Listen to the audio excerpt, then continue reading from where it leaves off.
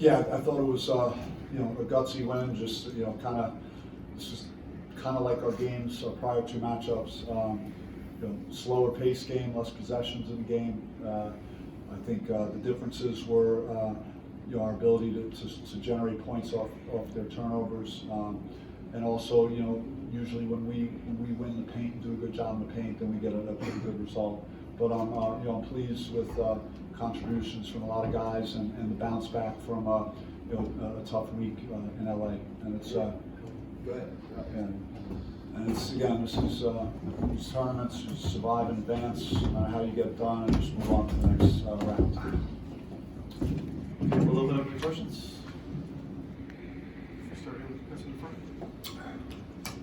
Chris Carmen, Center Source. Bobby, you had that extended run in the second half. What were some of the key things that you took from that stretch? I thought that we were able to get our stops and speed the game up a little bit. And when it was a constant, grinded out half-court game, we weren't as solid. I thought our movement without the ball was good. DJ Horn had two back cuts for layups in that sequence, and the game was just in this really narrow range for so long. It was key for us to build it to 12 points. And to their credit, they didn't give up. They kept fighting, and I think that tells you what Wayne has done with this young group. And when you have young players like that have a good future, you want to come in here and try and get them to know what it feels like to win. And they came in and played a winning game, and we were able to make more plays down the stretch. Coach, without Austin Nunez, Sammy New, WCSN. Without Austin Nunez, you guys had to bump the minutes up the last few weeks. Without playing 4 games in 4 days, how have you guys changed your minutes with how to keep the gauntlet in mind? Well, it's that's where Jemiah Neal has stepped up, and his role has expanded, and he's done a very good job. He had big 3 in the second half. He got a loose ball that I think was very important. It was a broken play at the very end where he was able to go grab it with 2 hands and get fouled, and then make his free throws, and played very good defense for us throughout the night. So his role, and then I thought Luther did some nice things on our perimeter. So that's what we need when you have a guy out and unavailable. It's kind of like next man up. James in the back.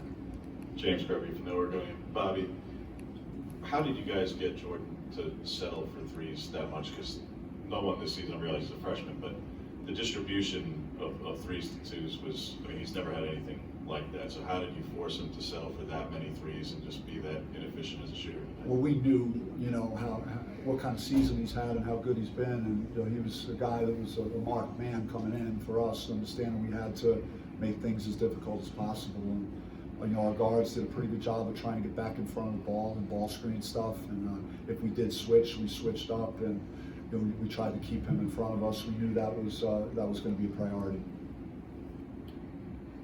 Michelle here in front. Michelle Gardner, Arizona Republic. DJ, can you kind of talk about some of the baskets Well, you had? Michelle, DJ's not here, sorry. That's Jemiah. I'm sorry. I'm sorry.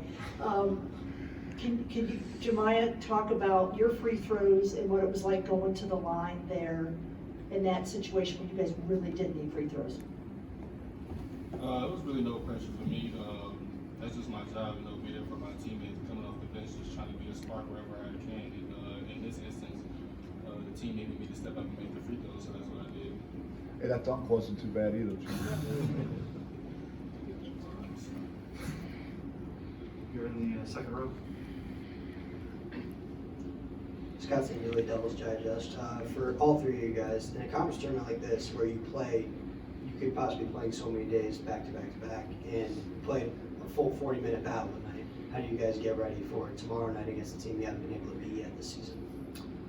Well, it's a big test, obviously, and I don't know how much this game takes out of you physically. We're going to get off our feet. We're going to get back to the hotel. We're going to rest. It's going to be a mental day tomorrow. We'll walk through some things. It's another day just to physically, get your body back as much as you can, and prepare for the next game. But it's going to be a physical game. If it's anything like our last game on Saturday with USC, it's going to be a war. Both teams, need the game, and certainly we got one tonight, and we're excited for the opportunity tomorrow. Like Coach said, it's a quick turnaround. It's March, so if you're complaining about soreness and all that stuff, you really can't, because everybody's sore. It's about your mentality, and it's a quick turnaround. So we're gonna get off our feet and then prepare and come out ready tomorrow. I wanted to ask the players about playing USC again when you really just played them. What did you learn from the last game, and what do you think you can do better to kind of have a better outcome this time? I feel like, personally for me, I needed to do a better job of making bunnies and just easy shots. That's something I can't control, but I do feel like there's some things I could adjust just within my game that can help me make those type of shots. So I feel like personally, I just need to do a better job of making those easy bunnies. Also, I can do a better job of getting more blocks probably, but yeah, that's about it. I think we just this game needed to just put the ball in the basket. I feel like last game we were in the game, we lost by one possession, and we shot like 29% from the field. So I feel like if we just would have made a couple more shots, if we just do what we did defensively last game and ball in the basket, we'll be all right. Hey, Jemiah, your one game lob ban is over too, by the way. In the back. Lena Washington, 12 Sports, for Jemiah and Warren. Just how did it feel to be out there in this atmosphere, to have the tournament now going into day 2? How does it feel to be out there? Well, it feels good to make it a day 2, so I can tell you that. But yeah, just going out there and competing with my brothers. We all like we're so close as a group. So just going out there to win with them, that's just been everything. So just to keep doing that, that's what we're just gonna try to do.